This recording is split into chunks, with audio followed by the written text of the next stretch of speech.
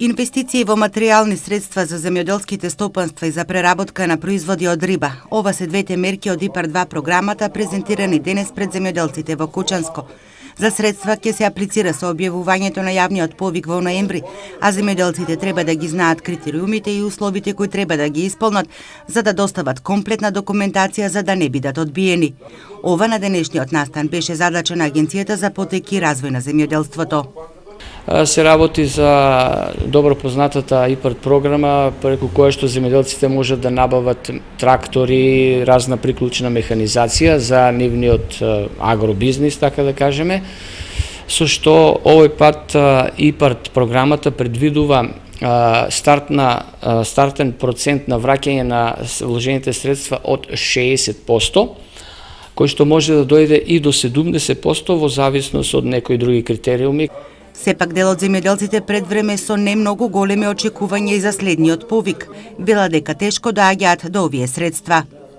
Јас имам аплицирано оддавна, 2007 година, многу документи имаше. Тога и откажаме самостално.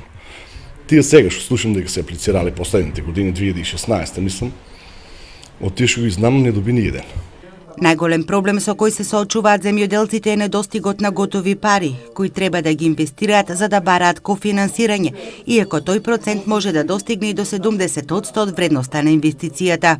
Ова програма функционира на принцип најпрво земјоделецот треба да инвестира во она што го бара, значи 100% да инвестира, а потоа по одреденото, значи по одобрувањето и набавката на механизацијата, од тогаш му се враќаат тие 60 или во зависност 70%. Значи проблемот е како да се дојде до свежи пари, тој да ги вложи, за да може да ја набави таа потребна опрема.